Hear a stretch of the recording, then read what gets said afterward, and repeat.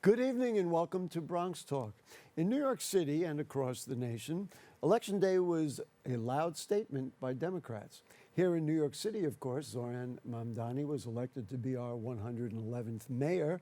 There were 3 new council members elected in the Bronx. In the 13th Council District in the East Bronx, a Democrat, Shirley Aldebal, defeated Christy Marmorato, the Bronx's only elected Republican. There will be 2 newcomers in the South Bronx, as Justin Sanchez will be the council member in the 17th District. In the Southeast Bronx and in the 8th Council District, which includes the Southwest Bronx and parts of Manhattan, Elsie Encarnacion was the winner. We will review it all this evening with 2 gentlemen who are well familiar with Bronx elections. From the East Bronx, it's the district leader from the 82nd Assembly District, Part B, John Doyle. Nice to see you with us, John. And from the South Bronx, the Director of Planning and Development for South Bronx Unite, it is Matthew Shaw. Always nice to see you, Matthew. Hey, good to be here. Gentlemen, I just thought it was interesting, and I mentioned this to both of you before the show, that we have different perspectives. You actually worked on Shirley's campaign, Shirley Aldebal's campaign. Volunteered, that's fine, that's true.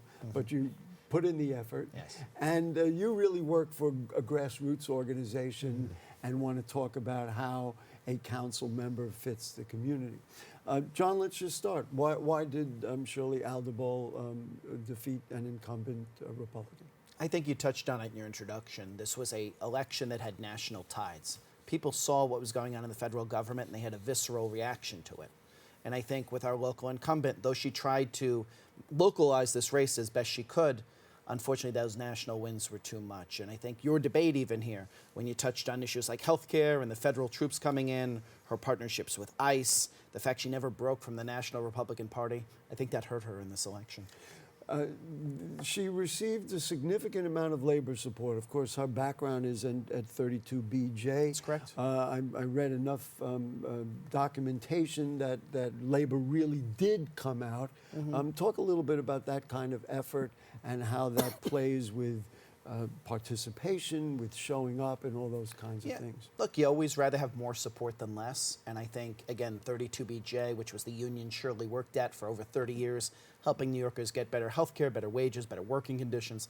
I think that union knew what she was made of and went all in for her. It's not the first time 32BJ has come into this specific district. They were integral in Alessandro Biaggi's election district just a few years ago. So this is a union that knew the district, knew the candidate, and I think put the candidate's best face forward, helping them beat back that gap in name recognition that is a challenge for so many challengers. Well, let's be clear. I don't want to dampen your enthusiasm because I know it's considerable, but she won only by 5%, really, 1,800 votes out of more than 33,000 cast. So, I mean, it wasn't like a clean sweep. Certainly, we're going to talk about Elsie Encarnacion, and really all the other Democrats in the Bronx won by a large margin. What do you think she needs to do now with knowing that there is a sizable population in that part of the Bronx that didn't vote for her and doesn't agree with her? Well, one of the things I really like about Shirley is she puts in the work.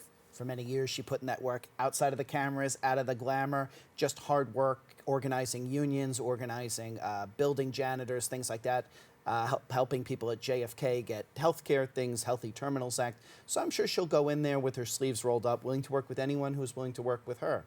And much like we saw the benefits of incumbency, I think greatly benefit Councilwoman Marmorato. We'll see those same levels of incumbency next time for Councilwoman Aldebal. Well, it's a little early to talk about the next 4 years, but let's get through. Get through New Year's Day when she gets signed in to start. Matthew, both candidates, Ms. Aldebal and Encarnacion, had to get through competitive primaries, while Councilmember-elect Encarnacion won the general election handily with 84% of the vote, as many of the Bronx elected representatives did. The ranked choice system got her through seven primary candidates, ultimately defeating Wilfredo Lopez by 17%. What do you think about her and her candidacy put her through the top and enabled her to win ultimately not only the primary, but of course the general election. Well, first of all, Gary, I want to thank you for moderating a candidates forum that we hosted in the middle of Mott Haven. I didn't know you'd remember, but yes, we did, and I was going to bring that up as well. Yes. In late April with the majority of the Democratic candidates that put their foot forward for the Democratic primary. And it was a really great conversation. And, Elsie had competition, Clarissa Alayeto from the Community Board 1, who was the board chair at the time, put her foot forward. And, she's beloved in Mott Haven. And then you had some other folks who are quite well known in the community, like Raymond Santana. And in the end, the voters spoke loud and clear, and they wanted Elsie Encarnacion to be their next, to be not only the Democratic nominee, but to be the next council member. And what we appreciate about Elsie is that she has experience in governor as the Deputy Speaker Diana Ayala's former chief of staff. And, she's very familiar with the issues of the district, both in East Harlem and Mott Haven.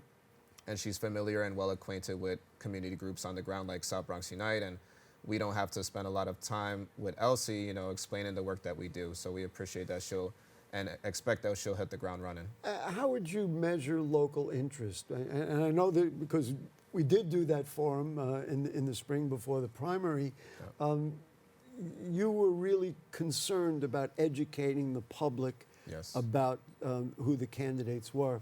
Just talk about that whole notion of involvement. And do you think it was improved? The numbers across the city, of course, show that it was improved. Right. Just let's talk about interest in this, and do you think voters are properly informed? So Mott Haven, we're in Bronx Community District 1, which unfortunately for elections past have often experienced the lowest voter turnout in the city. With this time around, I think that voters were, increasingly alarmed more than ever about the cost of living in this city, and also what we see from the federal administration with the recent government shutdown. A lot of issues are hitting home for a neighborhood that has already been suffering from, living in bad conditions, bad housing conditions, struggling to find affordable housing, and 60% of South Bronx residents are on SNAP. So the recent government shutdown really affected, South Bronxites quite heavily, on top of, existing health issues in the neighborhood. So, people came to the polls to really address that and expect that their future elected officials, from the council member to the mayor-elect, will begin to substantially address these issues. What about ranked choice voting worked not only in Ms. Aldabal's favor ultimately, but as a tool to get voter participation and get a fair election?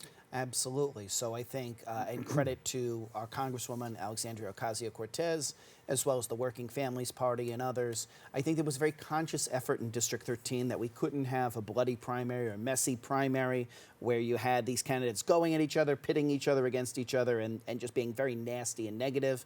So what we did is many of the organizations endorsed Shirley Aldabal, the victor of the primary, and David Diaz, who was the third place finisher, a good friend of mine from City Island, would rank them both. And they didn't attack each other. They ran as a team. There was actually a ranked choice canvass, to my knowledge, the first time that's ever been done in city history, where people went out and knocked for both of them. They were, allied in debates. And again, on the issues, there was a broad similarity there. So I think that really helped in terms of Similarity where? Similarities in terms of the issues, what they stood for, whether it was labor, whether it was values, whether it was community, getting a seat back at the table in terms of having a Democratic member in the majority in the council. And I think that all really spoke towards unifying the party and getting us on a good path to make this race in both the summer and the fall, as we did. It's just a fascinating concept of candidates uniting, and we saw that even in the mayoral election, is that they said, well, rank me number one. I mean, I forget the specifics. I think Brad Lander was involved in some of that.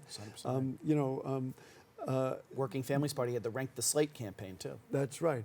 Do you think it brings more people out, or do you think it confuses them? I think now people are well acquainted with the ranked choice model, so I think it does bring more people out, and it gives people the campaigns they say they want. They want campaigns that are issue substantive, that are don't have the negative campaigning as much. So I think it does help down the line. And again, it helped keep the party unified, which is where we needed to be in order to win this race. Unlike every other race, and with due respect to my co-host here, most other races in the Bronx, the primary is tantamount to the election. In District 13, And it's been that way for years. of course, but in District 13, we knew we had a well-financed, well-liked Republican incumbent who we were going to have to go against come the fall. I'm going to ask. We'll ask you both a question. We'll start with you, John. What are the biggest issues right now? Like, what would you recommend to Shirley Aldebol when she gets into office in January that she looks at first? Well, I'm going to steal a page from the South Bronx because I think it's something that actually We matters. all steal pages Absolutely. from the South Bronx every day. Absolutely. Let's be clear I on think who we are. in the East Bronx, Justin Sanchez ran on Clean the Damn Streets. I hope I can say that on public access TV. Sure. He ran on Clean the Damn Streets, and I think there are a lot of streets in the East Bronx that are in need of more TLC. So I think our councilwoman-elect should focus on that. And specifically with sanitation? Yes. Is that what you're talking Yes, I am. I'm talking about the main streets need a lot of TLC, and that's just not just City Island where I live. That's Crosby Avenue where I spend a lot of time. East Tremont Avenue needs better street sweeping services. Westchester Square, Morris Park, everywhere. And you think in the long run that will make people feel better and like have other effects other than, of course, it's appropriate to have clean streets? Yeah, I mean, look, Pride, or, you know, I'm not sure how to measure the yeah, impact. I think in this line of work, we kind of measure that a winning campaign did everything right and a losing campaign did everything wrong. So I want to take a moment with Councilwoman Marmorato. I think some of the things people did like about her, that she got over 15,000 votes, was that she paid an intense amount of attention to local nonpartisan issues. And I think Shirley, being a workhorse, will be able to do just that. There's no political party way of filling potholes. I believe LaGuardia said that, yes. Well, yeah, there you go. And now what about for you, Matthew? And I know South Bronx Unite does a great job advocating for all these issues. Now, let's extend those issues into a new council member. So the three issues here would be, right for decent, affordable housing, environmental and health equity, and also poverty. Speaking of housing, I mean, I'd be remiss if I didn't mention the partial collapse of a building in Mitchell-Nycha housing complex. Was that the her district? That is LC's. Oh, I didn't realize that was district. that district. So, and unfortunately, those residents are still without gas and, are using single hot plates to cook food, and Thanksgiving is just around the corner.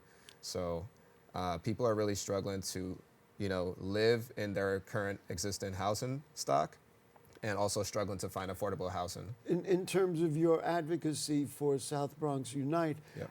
How do you see the solution for that? I mean, we know what Mamdani is promising. I mean, the rent guidelines board is one thing, but that's not the whole thing. Mm-hmm. And then how does, whether it be Elsie Encarnacion or anybody, address those kinds of things from the city council perspective? Well, the city council position is a great, as they call it, bully pulpit, where you can really be a strong voice, and we need that more than ever for this city council district.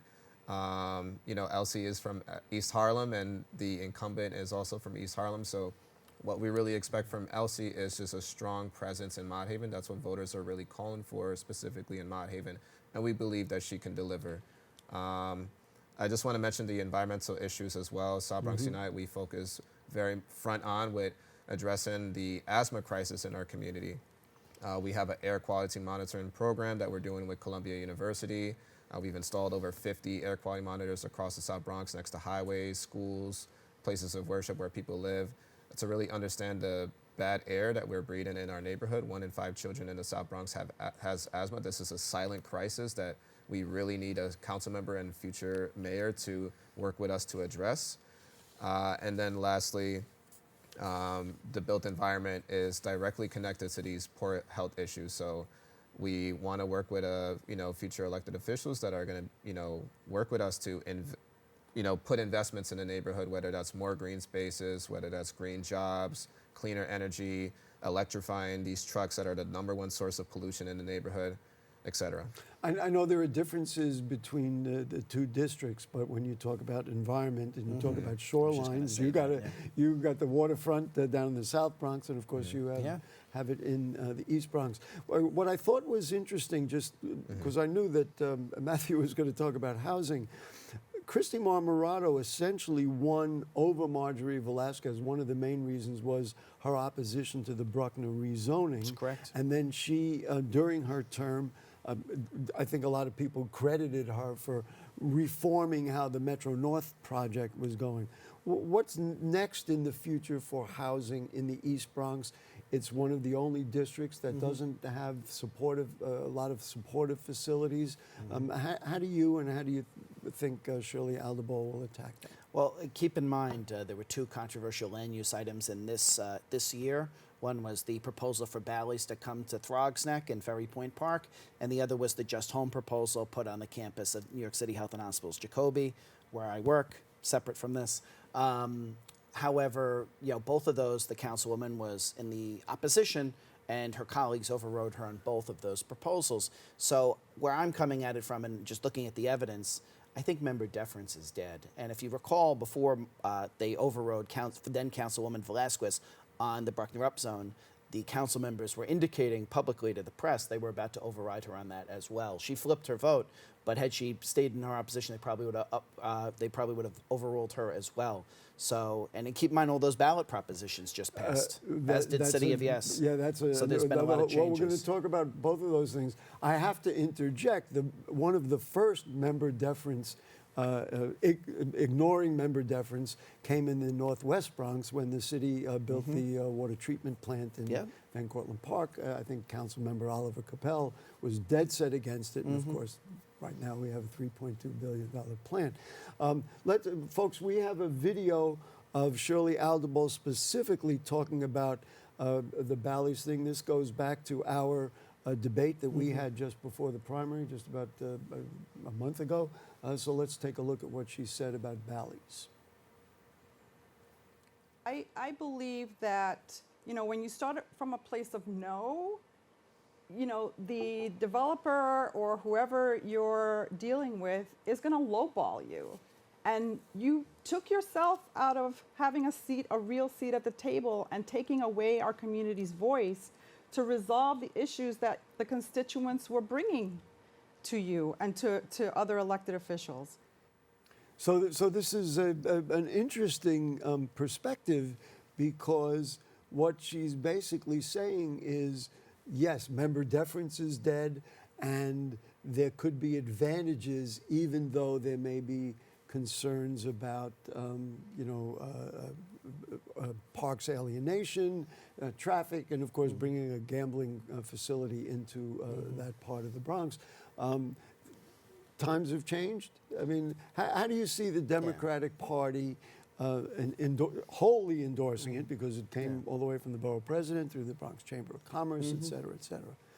Well, let's broaden out for a second here. That one vote of opposition did not stop that project. And you knew that going in, that the other members were going to feel very differently.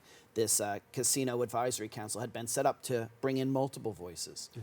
And let's be clear, the state will decide, of course, the Gaming Commission will decide. But if you know that one vote is not going to be able to stop a project, we can all be performative in nature, but we've got to be there and be on the ground. And that's why I think people put Shirley Aldebol in this position. She saw dramatic improvement on her numbers compared to the previous election in BronxNet. I think people know you need a hard-nosed negotiator who's going to go in there and get the best for our community, dealing with things you talked about, the alienation, public safety, all the other concerns, traffic. And I think somebody who's bringing 35 years of experience building the coalitions and negotiating legislation will be able to fight effectively for our communities. Self-determination is a big thing for your community, isn't it? I mean, this is what South Bronx Unite is about. That's right. Right? So in a way, it's hard to measure what the constituents thought if they voted for Shirley Aldebol, even though there certainly was a groundswell of people who said, we don't quite like that. Well, maybe that wasn't what they prioritized when they went into the voting booth. Could be. I think that's something safe to say. Let's run a clip which was from the primary debate we did in the spring with Elsie Encarnacion. It goes back to your point about housing. So let's take a look. I would have voted for the city of Yes because I think it was an opportunity for us to push other council districts that are not building. We have been taking on the burden of building in our community to address the housing crisis. We have remained number 4, I think, recently, number 3 in the creation of affordable housing units in our district, and we are overburdened and becoming quite dense. So I think this was an opportunity to encourage other council districts which have low density and are benefiting from that low density and making them, pushing them to really build, because that is how one of the ways to effectively address affordable housing. Does that jive with South Bronx Unite? Do you like the idea? Yeah, I mean, I think most people will agree that we need affordable housing across the city and that different areas of the Bronx, for example, need to do their fair share to get us to that point. One thing I'll say about affordable housing is tomorrow there will be a rally at City Hall in support of a bill called the Community Opportunity to Purchase Act. Often we see time and time again that community land trusts, which South Bronx Unite is a huge proponent of, and nonprofit developers have the best track record of creating affordable housing in our neighborhoods over for-profit developers. And so what that bill would do is give community land trusts and nonprofit developers the priority whenever a landlord sells their building. And so South Bronx Unite, we're a strong proponent of that, and we're also a strong proponent of TOPA as well, which is in the state legislature, which would give tenants the first opportunity to purchase their building when a landlord sells. Those legislation that I just mentioned would be a game changer for the Bronx as far as increasing affordable housing, alongside things like rent stabilization. And so let's see what the mayor-elect does. Is she going to support that, do you think? So we know You're going to be pushing her to make sure she does. we know Deputy Speaker Ayala, who's still the incumbent. We know that she is a strong proponent. Oh, so if she was our chief of staff, it's likely she'll fall into place on that. Right, that's what we believe. I do want to ask you both, because you have different parts of the Bronx shoreline. You and I've done programs on the South Bronx waterfront specifically. Where are we at? And then we'll see if we can find common ground with our friends in the East Bronx and what their efforts are about their shoreline. Yes, so where we are at is that last year we submitted a very strong application for what was known as the EPA Community Change Grant, $20 million to begin to activate 2 different parts of our 7-location waterfront plan that's community envisioned. And we were partnered with the Bronx CDC, and we had the support of the borough president and our local elected officials. So it's a process and a project that's in progress. Basically, we have to pivot now and find other sources of funding because that EPA federal program has been halted. And for you, we've talked The about work this continues. before. The work continues. What I will say is that we saw under the current mayoral administration, they sent up a multi-agency task force about a year ago or so, and they had made some small improvements, which we were hopeful on. I had the opportunity to... In terms of protecting City Island from In terms flooding? of protecting some of our worst flooding areas. Obviously, we need to do a lot more. The Green Bond Initiative passed at the state level provides an enormous opportunity for that as well. Unfortunately, we've seen the federal government take a big step back in addressing a lot of these issues. But it's funny, when you mentioned earlier, and I mentioned the streets, my second thing I was going to say was resiliency efforts. As I often say, it doesn't matter whether you're a D or an R, we're all effed if that water line's coming for us. And I do think this is another way. This is something we have to do. We just celebrated 13 years since Sandy. Well, not celebrated, but mourned, frankly. 13 years since Sandy. Yeah, acknowledged.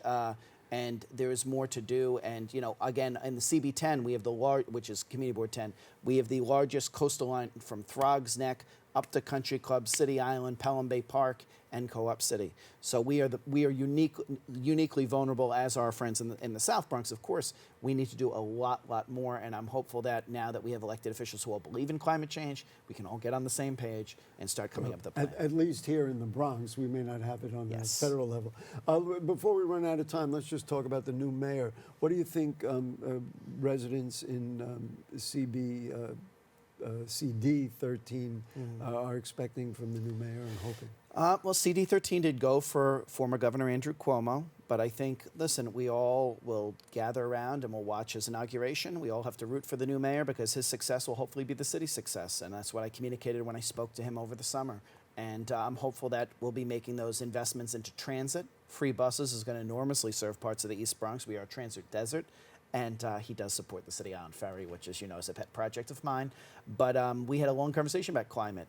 There was a lot of things about 13 years ago when we did the East Bronx New York Rising plan, a lot of plans that didn't go into effect. And maybe now with Mayor Mamdani coming in, the city can take a second look at some of those plans and hopefully help us deliver. And in your district, a new council member. What about you? What do you think about the new mayor? What do people in the area, what does South Bronx Unite think about the new mayor? So on the other hand, our area voted heavily in support for the mayor-elect. Their district was one of the only ones in the Bronx that went. The only one. The only one. Right.